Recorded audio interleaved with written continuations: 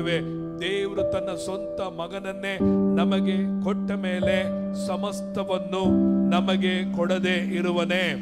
ನೋಡ್ರಿ, ಇದಕ್ಕೆ ಎಷ್ಟು ಜೋರ ಕೈ ಚಪ್ಪಾಳೆ ತಡ್ತೀವಿ. ಆಗಲೇ ಪರಲೋಕದಲ್ಲಿನ ಸಕಲ ಆತ್ಮೀಯ ವರಗಳನ್ನ ಕೊಟ್ಟಿದ್ದಾನಂದ್ರೆ ಅದು ನನಗೆ ಬೇಕಾಗಿಲ್ಲ ಪಾಸ್ಟ್ರೆ.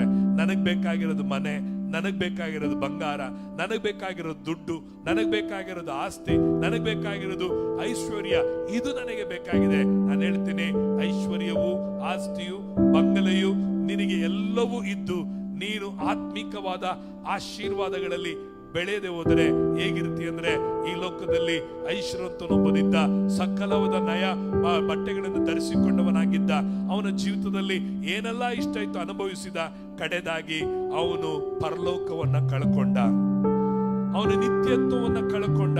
ನಿನ್ನ ಜೀವಿತದಲ್ಲೂ ಸಹ ನಿನಗೆ ಅನೇಕ ಐಶ್ವರ್ಯಗಳಿರ್ಬಹುದು, ಆದರೆ